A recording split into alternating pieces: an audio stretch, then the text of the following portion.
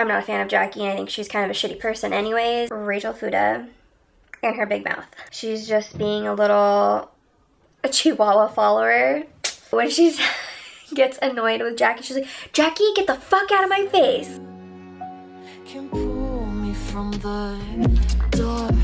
Hi everyone, let's talk about Real Housewives of New Jersey, episode 8. So this week we were at Rachel Fuda's house. She's having her breakfast or brunch after Joe and Melissa's luau party. Everyone is waking up from the night before and they are having breakfast at their respective beach houses. And you get Jackie talking about Jennifer Aydin and what she shared with her the night before.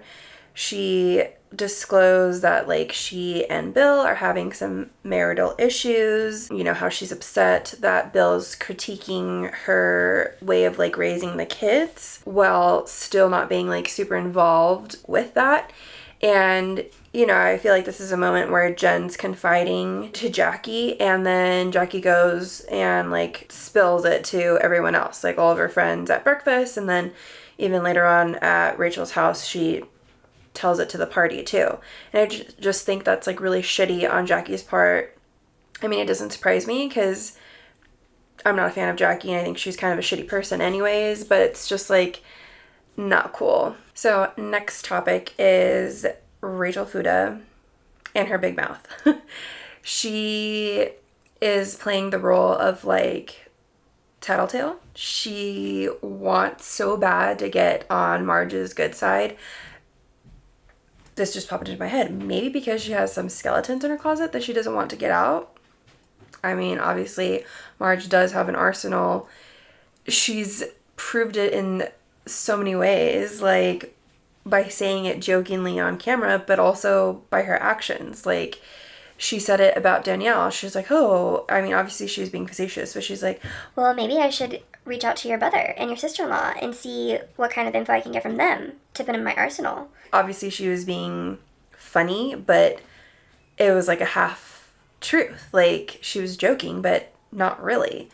So yeah, Rachel, I said this last week, I'm saying it now, she doesn't have her own storyline. She's just being a chihuahua follower.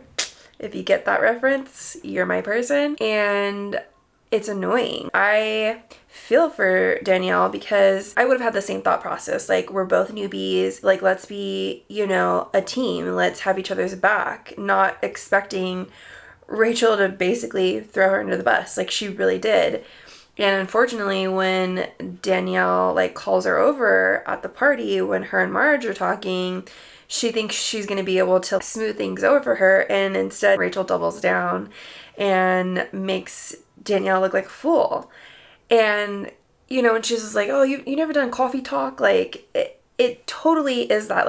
This is the women's jobs, to talk shit about each other behind each other's back, and then for it to blow up later on. So it's Marge has done it, everyone does it. That's being a housewife. I just think that Marge the show's definitely gotten to her head. She thinks she's a hot shot, and she kind of, I'm sure, would love for Teresa to not be around. So she was she's the, what is it, head bitch in charge. I really think that, and I'm sure that it's consumed her so much that she does look for things on people so that way she can whip it out whenever she needs to. And it doesn't surprise me that these new girls, at least Danielle, is a little bit cautious about having a friendship with Marge. And Rachel, again, because she doesn't have a storyline, she doesn't really even have a personality. All she has is to be beep, beep, beep, beep. That's what she's falling back on. Then when they were talking to Teresa at the party and they're asking her why it's not cool that she didn't invite Melissa's mom to her wedding. I don't think that she should have invited her to the wedding. If her and Melissa aren't cool, her and Melissa are not close, they've had their issues, and at the same time, Melissa's mom and her sisters years ago were on Twitter talking shit about Teresa. Why would she want her at her wedding? It's not the right thing to do. Melissa makes a big deal about, oh, well, it's just the right thing to do. The right thing to do is to probably not be on this show, to probably not let money and fame come between your guys' family, but that's out the window. So at this point, let's call a spade a spade. Like, you guys don't like each other. You guys are never going to get along. That has caused an even bigger wedge between Teresa and her brother. So can you guys be around each other and just try to keep it positive and cordial? And like, no, Teresa didn't need to make you a bridesmaid. No, Teresa didn't need to invite your mom to her wedding. Melissa, like, she feels so entitled, and Joe takes what she says to heart. Like, he, obviously that's his wife. So if Melissa's worked up about something, then Joe has to be worked up even more because he feels like he needs to defend his wife. They're very much a team, but I don't think in a good way. Like, they kind of make things worse for each other. Like, I don't know, I can tell that Melissa's in Joe's ear and it's not in the right way, and unfortunately it just caused a bigger rift in that family. I mean, I think it's sad that like Joe and his nieces aren't close, that Melissa's kids and Teresa's kids aren't close. Like, if you guys don't get along, if you guys can't figure it out, then again, keep it cordial, so that way at least your children can have a relationship with each other, because that should be separate. You know? So I'm totally like on the side of never do business with family. I think it just overcomplicates things. I think if you do that, it has to be very like, get a contract, be very upfront about things, make it very cut and dry, because yeah, like it gets messy, especially when you do business with a Gorga. How many times have we heard, or at least that I've seen online, talking about how Joe has these failed business deals, about how he pissed off someone because he screwed them over on some sort of Mickey Mouse handshake agreement that they made, and Joe didn't follow through on his part of it. They don't have the best reputation, and maybe this was like Teresa and or Louie's way of like trying to better everything and thinking that that's going to fix the huge rift that they have had, and Teresa and Louie just got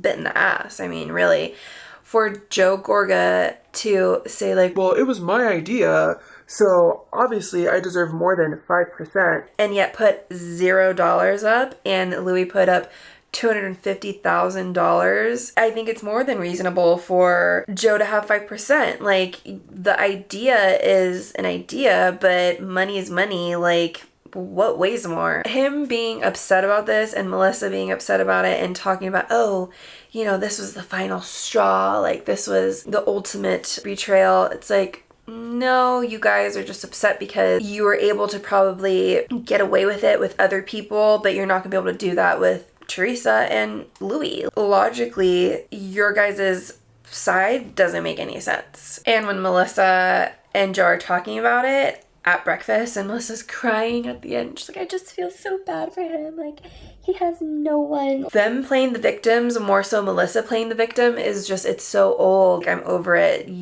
They're not believable anymore, and she just bothers me. Like, she just really bothers me because they're delusional. At the end of the day, that's what they are. They're delusional and fake. Like, it's all for the cameras, it's all for appearances, it's all to make Teresa look bad. And don't get me wrong, I'm not saying that Teresa is perfect and she's done nothing wrong and she's, you know, the good one and they're the bad one. I keep saying this, they're both in the wrong. But I'm just so over the Gorgas that it's like, I can only focus on them, and they're the only ones that are annoying me at this point.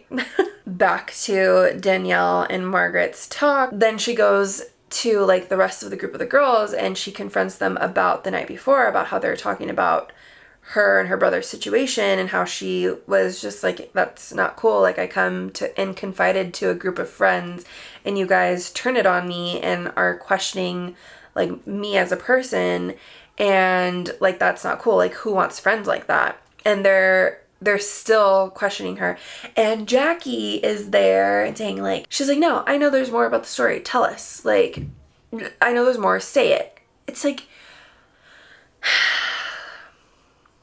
first of all, Why are you there? Second of all, let's talk about your sister situation. Like, you don't talk to your sister. So, I mean, what happened there? Stop putting the focus on other people and start talking about yourself. Like, control your storyline. Don't throw other people under the bus. With all that being said, I was bummed that Danielle didn't stick around. She's kind of ran away. This is the second time that she runs away from like a fight, and I really want her, like, I'm rooting for her, and I really want her to just stick it to them. And like, I understand at that point it was like her against everyone else, but I think she really needs to just have a all-out brawl, like obviously not physically, but stand up for herself and get mad and show her like Staten Island, you don't want to mess with me side. I really feel like that's what the audience wants and needs. It seems like that's what we're gonna get from the mid-season trailer that came out this week. It shows Danielle and Marge going at it. So I'm excited for that, because I think that's going to be a Danielle shining moment, her redeeming moment, because right now she's looking kind of like she's all talk and no bite. And I want that to come out of her, because I feel like I know she's got it in her. And again, that's your job as a housewife, to just, you know, like, look at Teresa. Speaking of Teresa, when she's gets annoyed with Jackie, she's like, Jackie, get the fuck out of my face, like, shut the fuck up, or I don't know what she tells her, but she tells her to get the fuck out of her face. It was awesome. Like, I had her replay it. I was like, oh yes, like Teresa. It was gold. Love that.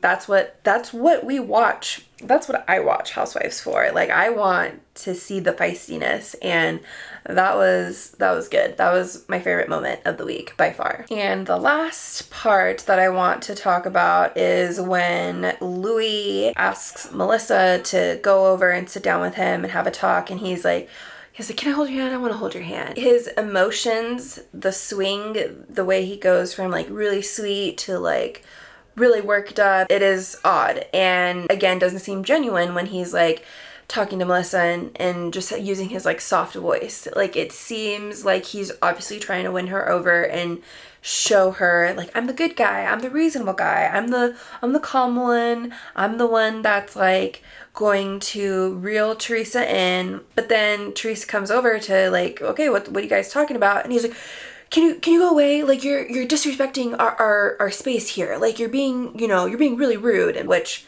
in reality, he's the one that's being rude. Like, that's your wife. That's who you're about to marry, and you're not being, very supportive or like team in that moment. You're almost trying to like impress Melissa by making Teresa look bad. That was odd. I was not a fan of that. And a lot of people online were saying the same thing. Like, why can't Teresa find a guy who speaks to her the right way? Obviously Joe Giudice wasn't very nice. And Louis is, kind of doing it to her face, where he treats her like a child. And I wouldn't like that. I would be like, in front of people, you need to have my back.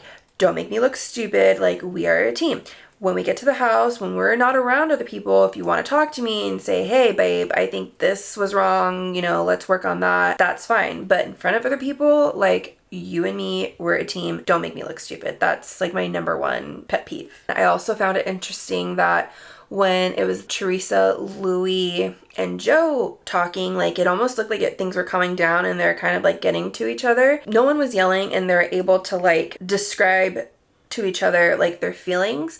And then Melissa comes back and Joe starts getting worked up again. And to me, that seems like, again, Joe's trying to like show off in front of her. Maybe she would give him a hard time about Teresa walking all over him or kind of running the conversation. It was like a little seed that was planted in him. So from then on, he like has to like, maybe that's why he has to like get super worked up and like, pound tables and trying to fight Louis and all this stuff to like kind of show Melissa that Teresa doesn't run all over him, that he can hold his own in front of Teresa. That was very much the vibe that I got there, because then after that, the conversation essentially went nowhere. Like, no one was listening. No one was trying to put themselves in the other person's shoes. It got worse and worse and worse. And then Teresa and Joe ended up, getting up to leave. And that was probably the best thing, because again, like, they keep trying to have these conversations. They keep trying to like work things out. And it's like, it's not going to work out. Like, just you guys should just stop. Like, it's exhausting at this point. And another funny part was them making fun of the mermaid that Rachel had hired for the day, and how she's like in her corner just like, you know, doing her little animations and whatnot. And they're asking like, is this girl drunk? Like, what's going on here? I mean, she was having a good time. There people were fighting. There's these, you know, all out brawls, and she's just staying in character and blowing her bubbles. And yeah, that was pretty funny. All right, I think that's all I have for you guys this week. Thank you so much for hanging out with me. I really appreciate it. My name is Christine, and I'll see you next week. Bye. So you can pull me from the dark. My shirt looks cool. 90s baby. And I hate, my outros are so awkward.